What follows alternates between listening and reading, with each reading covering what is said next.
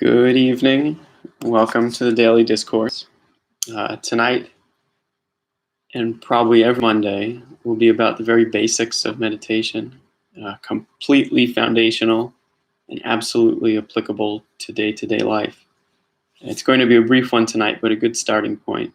It requires no prior knowledge, experience, or anything. Part of the beauty is that by choosing to meditate daily, you must make time for it. So, very simply put, the more meditation becomes a daily practice, the more it is done. So more and more time must be put aside for it. And eventually, the more time spent meditating, right, the more it works itself into everything in our lives. But that's already getting way too far ahead. So we'll start from the most basic idea here, which is to talk about the beginning of the process towards stillness. And the very first step, as just mentioned before, is choosing to set aside time to consciously be in stillness. I use the word consciously in the sense that we're planning this time. It's set aside. So making that effort. I think 20 minutes every day, 10 minutes in the morning and 10 minutes in the evening or just before bed is ideal for starting this. You don't need anything except maybe a timer. So turn off the TV, no radio, silence the cell phone, not on vibrate, but silenced. If you use your phone as a timer, then place it with the screen side down so it isn't lighting up and distracting. So we want to minimize any external distractions that we can. You turn the lights off in the darkness unless the sun is up or hasn't gone down yet. You can sit on the floor, lay down on your back, sit in a chair. Perhaps avoid laying in bed, but honestly, for the purpose of this, just to build this routine, whatever's going to help to maintain it and get started will work best. So you get into a position and you start the timer, you close your eyes, take a deep breath, and as you let it out, right, this is where it's still for about a second, and then we have to sit uncomfortably with our thoughts and our desires and our emotions and all these things, but this is totally normal part of the process. And the best visualization I can give as far as understanding that, especially in the very beginning, right? It's like stepping into a cold stream after having on, warm socks or no socks at all. Either way, you take your socks off and going from that comfort of a sock, you step into the cold stream, right? And at first, this initial overwhelming surge of how cold it is like this prominent thought and feeling in the mind. But after a short while, right, as you breathe and settle into it, the adjustment period passes and your attention can be redirected. You might still think it's cold and that thought might sit there still, but it's not as overpowering, overwhelming. You can think about other things, maybe think about getting out of the water, but still you're able to put aside that overwhelming piece of it. And so we can sail down the stream metaphor further at another time. But again, for now, just super basic. So just let go, let everything run wild, right? The thoughts and everything. Don't try to stop them. Just the best thing to do is to let them go. Don't tense up. Just try and stay relaxed and let everything kind of fly around, and they'll run and run and run.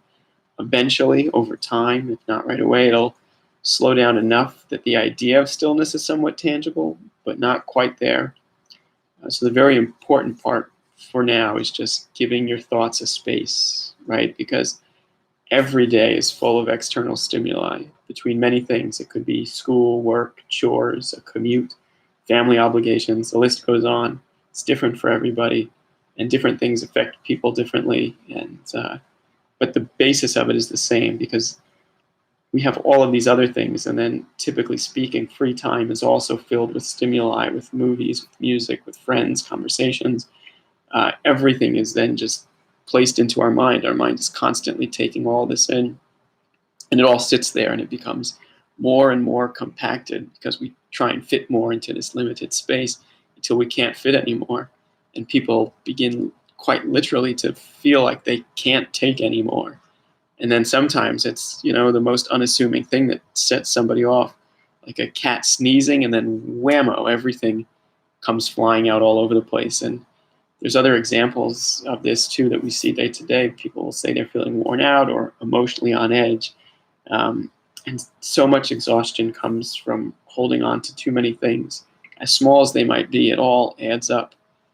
Or they may be very large things. Either way, it can all be draining to carry that. And this overburdening the mind has implications beyond just this. And meditation is such a beautiful process to begin to address and seek to clear away that clutter, or at least acknowledge it, right? Because it's the storage closet of the mind, and we fear the storage closet because it's easier to throw stuff in there and close it and, keep adding to it, close it until eventually everything comes spilling out. So you clear away a little bit and then cram the rest back inside, and it becomes this cycle. And this cycle can be addressed simply by beginning to acknowledge that there's a cluttered space. And so this beginning part of all of this sitting for 5 minutes in the morning, 10 minutes in the morning, as much time as you can give. I think 20 minutes a day, 10 in the morning, 10 in the evening is ideal as far as like a processing time goes. But whatever's going to work, it's just the beginning of acknowledging that there's clutter there, and just let it be, but just come to peace with it right now, that it's there, and you're going to let the thoughts run around, let them fly around, but you're just acknowledging them, giving them space. Like something's cooped up for so long, it's going to whoosh, fly around and just, be overwhelming. But this is all part of it.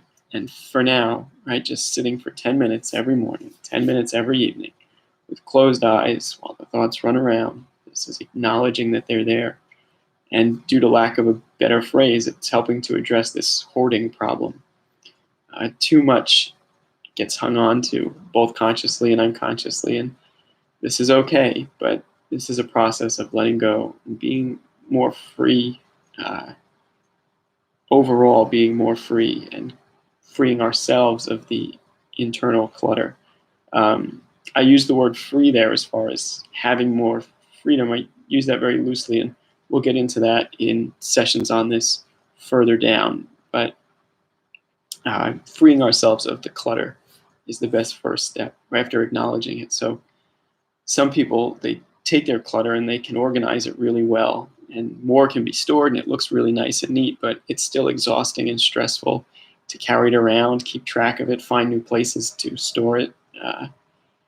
It takes up this massive amount of energy unnecessarily, and some folks leave this clutter all over the place, and others can hide it really well, but most people, from my experience, they just kind of force it into one place and hope for the best.